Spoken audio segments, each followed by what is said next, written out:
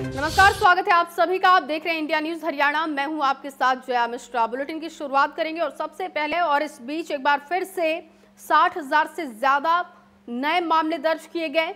27,66,000 से ज्यादा अब तक लोग देश में कोरोना पॉजिटिव हैं, जबकि मौत का आंकड़ा भी 53,000 को पार कर चुका है। एक्टिव केसेस की संख्या भी आप देख रहे हैं, 6,76,000 के पार एक्टिव केसेस की संख्या है। लगातार कोरोना का संक्रमण बढ़ता जा रहा है। एक बार फिर से 60,000 से ज्यादा कोरोना के नए मामले दर्ज किए गए।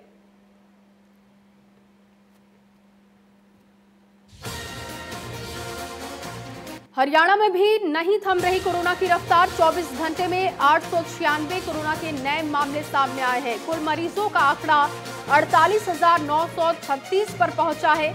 प्रदेश में 557 मरीजों की अब तक मौत हो चुकी है, जबकि 7,081 अभी भी मामले एक्टिव हैं।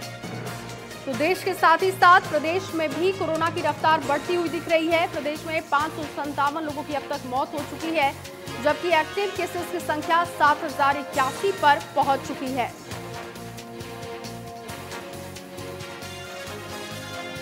तो 24 घंटे में 896 कोरोना के नए मरीज मिले हैं और कुल मरीजों का आंकड़ा इस वक्त 48,936 पर पहुंच चुका है। प्रदेश में 557 ऐसे लोग हैं जिनकी मौत कोरोना की वजह से हो चुकी है, जबकि एक्टिव केसेस की संख्या 7,081 है।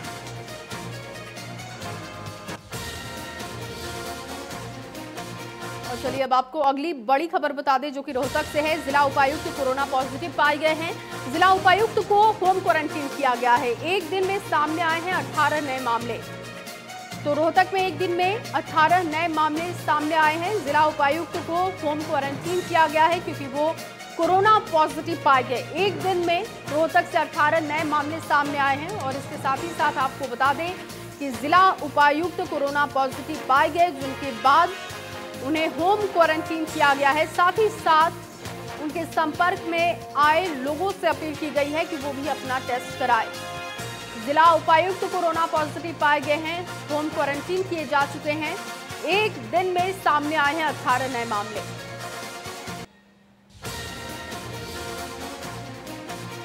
और अब बात करेंगे एसवाईएल मुद्दे की। एसवाईएल मुद्दे पर हरियाणा और पंजाब के मुख्यमंत्री के बीच बैठक हुई। सुप्रीम कोर्ट के निर्देश के बाद दशकों से चले आ रहे इस विवाद को लेकर बातचीत के जरिए निपटाने की कोशिश हो रही है और इसकी मध्यस्थता केंद्रीय जल शक्ति मंत्री गजेंद्र सिंह शेखावत कर रहे हैं। हरियाणा और पंजाब के बीच एसवाईएल मुद्दे पर बैठक हुई। इस बैठक में मुख्यमंत्री मनोहर लाल और पंजाब के मुख्यमंत्री कैप्टन अमरिंदर सिंह शामिल हुए और केंद्रीय जल शक्ति मंत्री गजेंद्र सिंह शेखावत ने वीडियो कॉन्फ्रेंसिंग के जरिए बैठक की अध्यक्षता की। पंजाब के मुख्यमंत्री भी वीडियो कॉन्फ्रेंसिंग से ही मीटिंग में जुड़े। सुप्रीम कोर्ट ने 28 जुलाई को हरियाणा पंजाब के मुख्यमंत्रियों को 3 सप्ताह का समय दिया था कि बातचीत करके दशकों से चल रहे विवाद को सुलझाया जाए। मध्यस्थता करने के लिए सुप्रीम कोर्ट ने केंद्र सरकार को कहा था। इसी निर्देश के तहत दोनों राज्यों के मुख्यमंत्रियों के बीच बातचीत हुई और इस वार्ता की रिपोर्ट सुप्रीम कोर्ट को दी जाएगी। से बातचीत का ये तो यही था कि एसवाईएल नहर बननी चाहिए। सुप्रीम कोर्ट ने भी ये कहा है। अब उसका कार्यक्रम क्या होगा, आगे की गतिविधि क्या होगी, सुप्रीम कोर्ट में हम जाकर के बताएंगे। और जैसा बताया, दूसरे दौर की मीटिंग बहुत जल्दी हम करेंगे और मैं समझता हूँ अपने अपने पक्ष में सब बातचीत वो भी कर लेंगे, हम भी कर लेंगे और एक एमिकेबल सोल्यूशन कैसे हो सकता है इसके ऊपर विचार करने के लिए सारे रास्ते खुले हैं। फिर भी हम लोग सुप्रीम कोर्ट में वो सब बातें जो आपस में तय होंगी, सहमति बनेगी या नहीं बनेगी, सब सुप्रीम कोर्ट में बताएंगे। ਜਿਹੜੀਆਂ ਗੱਲਾਂ ਸਾਡੇ ਮਨ ਦੇ ਵਿੱਚ ਆ ਉਹ ਮੈਂ ਦੱਸਿਆ ਔਰ ਮੈਂ ਵੀ ਦੱਸਿਆ ਕਿ ਇਹ ਪਾਕਿਸਤਾਨ ਦੀ ਬੜੀ ਇੱਥੇ ਹਲਚਲ ਹੁੰਦੀ ਰਹਿੰਦੀ ਹੈ ਔਰ ਇਹਦੇ ਨਾਲ ਹਾਲਾਤ ਵਿਗੜ ਵੀ ਸਕਦੇ ਨੇ, ਪੰਜਾਬ ਦੇਸ਼ ਦੇ ਵਿਗੜ ਸਕਦੇ ਨੇ। मैंने उन्होंने बड़े स्पष्ट तरीके ਨਾਲ ਕਿਹਾ ਕਿ ਪੰਜਾਬ ਦੇ ਕੋਲ ਕੋਈ ਪਾਣੀ ਹੈ ਨਹੀਂ। हर साल ਘਟਦਾ ਜਾ ਰਿਹਾ ਹੈ, ਬਰਫ਼ਾਂ ਪਿਘਲਦੀਆਂ ਜਾ ਰਹੀਆਂ ਨੇ, ਨਦੀਆਂ ਦਾ ਪਾਣੀ ਘਟਦਾ ਜਾ ਰਿਹਾ ਹੈ, ਧਰਤੀ ਦੇ ਥੱਲੇ ਦਾ ਪਾਣੀ ਘਟਦਾ ਜਾ ਰਿਹਾ ਹੈ ਤੇ ਬੜੇ ਹਾਲਾਤ ਵਿਗੜਦੇ ਜਾਣਗੇ ਅੱਗੇ ਦੇ ਵਾਸਤੇ। केंद्रीय जल शक्ति मंत्री गजेंद्र शेखावत ने बताया कि परिस्थितियां अनुकूल होने पर अगली बैठक होगी और जहां वार्ता को छोड़ा गया है उससे आगे के स्तर पर अगले राउंड में बातचीत की जाएगी। हाल ही में सर्वोच्च न्यायालय ने पिछले महीने की 28 तारीख को दिया था कि उच्च स्तर पर वार्ता की जानी चाहिए। हमने दोनों प्रदेशों के मुख्यमंत्रियों से आग्रह किया था कि वो दिल्ली में आज आएं, आकर के हम बातचीत करें। लेकिन दुर्भाग्य से पंजाब में परिस्थिति ऐसी बनी कि वहाँ के डिप्टी स्पीकर, कुछ मंत्री और विधायकों के कोरोना पॉजिटिव डायग्नोस हो जाने के कारण से मुख्यमंत्री जी ने अपने आप को आइसोलेट किया था और उन्होंने कल यहाँ आने में असमर्थता व्यक्त की थी। लेकिन उन्होंने साथ ही ये भी कहा था कि क्योंकि ये इम्पॉर्टेंट विषय है इसलिए इसको मीटिंग को डेफर नहीं करें, वो जो है वर्चुअली हम सबसे जुड़ेंगे और हम यहाँ बैठ कर के बात करेंगे। अभी विस्तार से हमने इस पूरे विषय पर सर्वोच्च न्यायालय का जो वर्डिक्ट है उसके आधार पर, उसको आधार मानते हुए हमने विस्तार से चर्चा की है। वहीं एसवाईएल को लेकर कैबिनेट मंत्री जेपी दलाल ने कहा कि ये एक पार्टी का मुद्दा नहीं बल्कि सभी पार्टियों का मुद्दा है,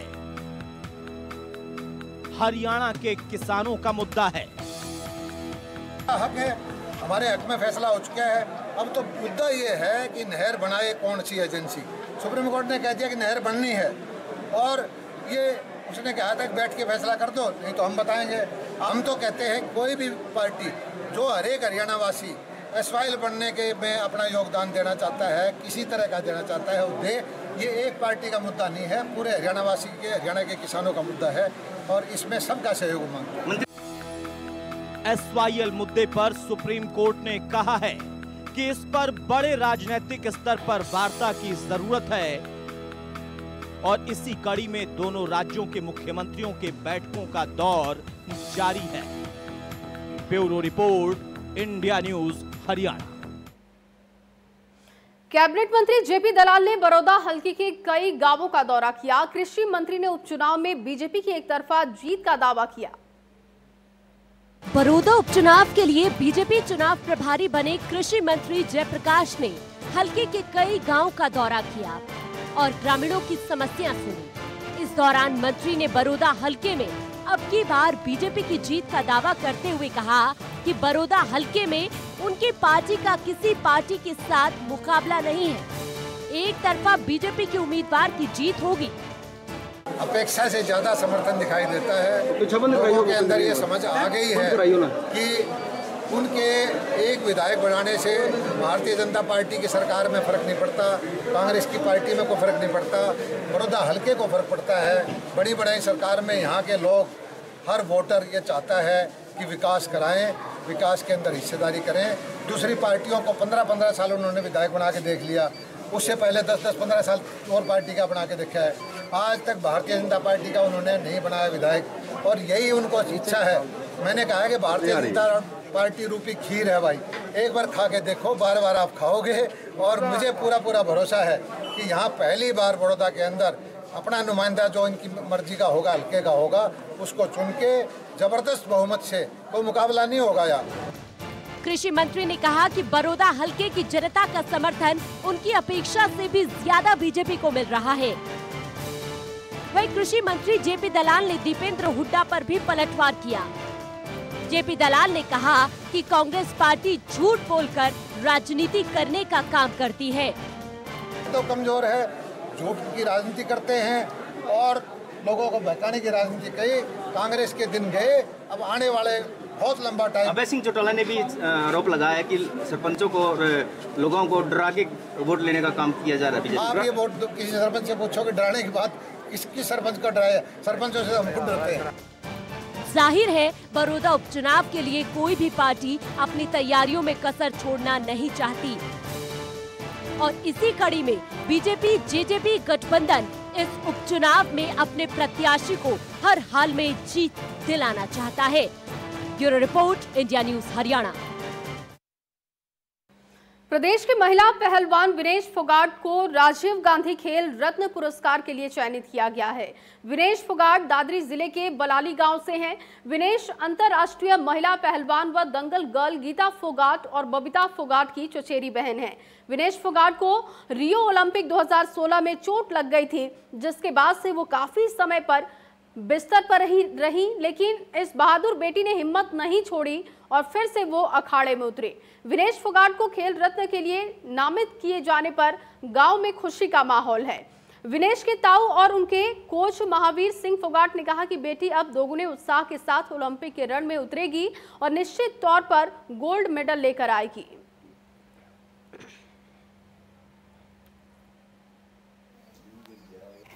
जो मेरी बेटी विनेश को जो खेल रत्न की घोषणा हुई है, जो मिलना है, इसके लिए मैं भारत सरकार को और जो सिलेक्शन कमेटी थी जिन्हें जो सिलेक्शन किया है उनको मैं अपने तहे दिल से धन्यवाद करता हूं और आज उम्मीद करता हूं हर एक प्लेयर जो मेरी बेटी ने जो देश का नाम रोशन किया, इसी प्रकार जो ओलंपिक गेम होने हैं उसके अंदर जो बढ़ चढ़ कर जो मेडल लेकर आएँ और पूरी आस उम्मीद है आपकी बार जो बहुत बढ़िया प्रदर्शन होगा।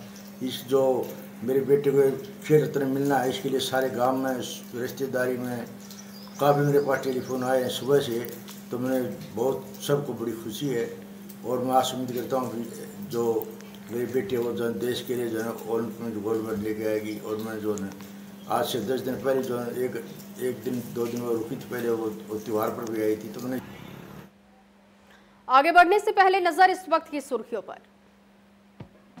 प्रस्तुत करता है हेम पुष्पा, इम्यूनिटी बढ़ाए स्वस्थ बनाए, महिलाओं की नंबर 1 आयुर्वेदिक औषधि व टॉनिक।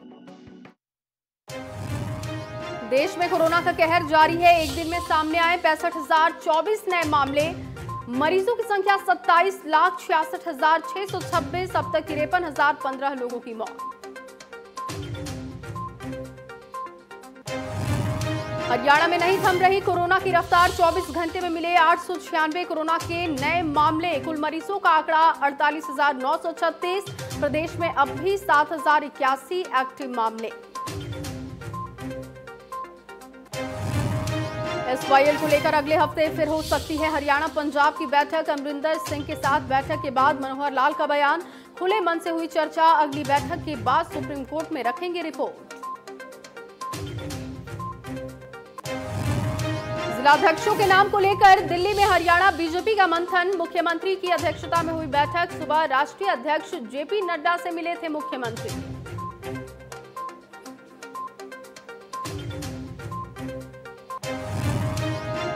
यमुनानगर के 2 दर्जन गांवों में सोम नदी ने मचाई तबाही, सैकड़ों एकड़ फसल जलमग्न, शाहबाद के आधा दर्जन गांवों में मारकंडा ने बढ़ाई लोगों की परेशानी।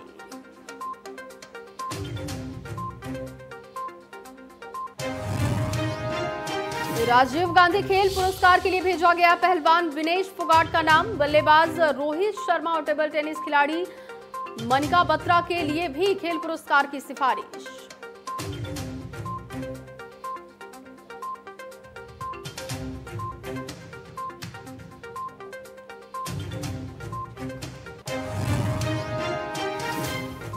कोरोना ने पूरी दुनिया को अपनी चपेट में ले रखा है और ऐसे में सभी स्कूल बंद है। बच्चों की पढ़ाई पर बहुत ज्यादा इसका असर दिखाई दे रहा है, लेकिन कोरोना को मात देने के लिए हरियाणा शिक्षा बोर्ड ने शिक्षा विभाग को 30% सिलेबस कम करने का सुझाव दिया है। शिक्षा बोर्ड सचिव राजीव प्रसाद का मानना है कि इसके बाद छात्रों और अध्यापकों पर परीक्षा को लेकर अनावश्यक दबाव कम होगा।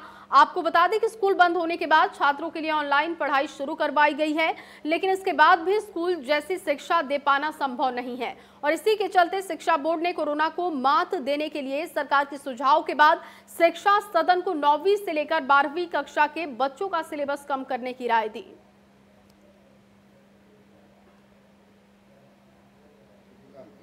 बोर्ड ने पूरा खाका तैयार किया, फॉर्मेट तैयार किया। बोर्ड ने SCRT जो गुड़गांव के अंदर है वहाँ से जो उनके एक्सपर्ट हैं उनको बुलाया था और उन्हीं के साथ अलग अलग प्रिंसिपल से अलग अलग स्टेक होल्डर्स हैं, जिसमें प्रिंसिपल से लेकर अधिक लेक्चरर हैं जो एक्सपीरियंस हैं, उनके साथ एक बड़ी मंथन हुआ। उनके साथ विचार विमर्श होने के बाद बोर्ड ने कुछ अपनी अनुशंसा है वो तैयार करी है, जिसके अंदर रिडक्शन ऑफ जो सिलेबस है वो किया जाए, जिससे बच्चों के ऊपर अननेसेसरी जो आने वाला एग्ज़ाम है उसमें प्रेशर ना पड़े। फरीदाबाद के डबल मर्डर हत्याकांड में पुलिस ने एक बड़ा खुलासा किया है। कुछ फोटोग्राफ्स के चलते आरोपियों ने डबल मर्डर की वारदात को अंजाम दिया। इस हत्याकांड के 4 आरोपियों को गिरफ्तार भी किया गया है। साना में हुए दोहरे हत्याकांड की गुत्थी को पुलिस ने सुलझा लिया है और इस हत्याकांड के 4 आरोपियों को गिरफ्तार भी कर लिया है। पुलिस के अनुसार कुछ फोटोग्राफ के चलते आरोपियों ने डबल मर्डर की वारदात को अंजाम दिया। पुलिस के मुताबिक चंद फोटोग्राफ फरीदाबाद में दोहरे हत्याकांड की वजह बने। पुलिस ने मामले का खुलासा करते हुए बताया कि हत्या की वजह कुछ फोटोग्राफ्स थे, जिन्हें लेकर मृतक सुखबीर मुख्य आरोपी विष्णु की बहन को ब्लैकमेल कर रहा था। पुलिस गिरफ्त में पहुंचे चारों आरोपियों ने मिलकर 11 अगस्त को फरीदाबाद के गांव जसाना में घर में घुसकर दिन दहाड़े पति पत्नी की गोली मारकर हत्या कर दी थी। घटना को अंजाम देने के बाद आरोपियों ने घर में लूटपाट भी की और मौके से फरार हो गए। आरोपियों की भागते हुए तस्वीरें सीसीटीवी में कैद हो गई थी। पुलिस ने उसी सीसीटीवी फुटेज की मदद से उन तक पहुंचने में कामयाबी हासिल की है। पुलिस के मुताबिक इसमें मुख्य आरोपी मृतका मोनिका की भाभी का भाई है, जिसने अपने 3 अन्य साथियों के साथ घटना को अंजाम दिया। फरीदाबाद से देवेंद्र कौशिक, इंडिया न्यूज हरियाणा। वहीं जुलाना में पुलिस को एक बड़ी कामयाबी हाथ लगी है। दरअसल राष्ट्रीय राजमार्ग नंबर 352 पर गुप्त सूचना के आधार पर जींद CIA 2 की टीम ने छापेमारी की। दरअसल पुलिस को भारी मात्रा में नशीला पदार्थ आने की सूचना मिली थी, जिसके आधार पर पुलिस ने जुलाना रोहतक मार्ग पर गाड़ियों की चेकिंग की। इस दौरान एक ट्रक को रोका गया तो उसमें से करीब 270 किलो गांजा पत्ती बरामद की गई।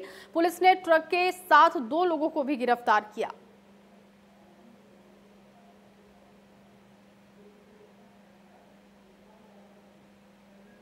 वहीं प्रदेश में लगातार अवैध शराब के कारोबार पर शिकंजा कसा जा रहा है। फरीदाबाद के बल्लभगढ़ स्थित सुभाष कॉलोनी में घर पर महिला के शराब बेचने का वीडियो सोशल मीडिया पर वायरल हो रहा है। इस मामले में पुलिस प्रवक्ता ACP धारणा यादव का कहना है कि समय समय पर फरीदाबाद पुलिस अवैध शराब और जुए सट्टे का कारोबार कर रहे लोगों के ऊपर सख्त कार्रवाई कर रही है और आगे भी उनके संज्ञान में जो भी मामले आएंगे उस पर भी सख्त से सख्त कार्रवाई होगी।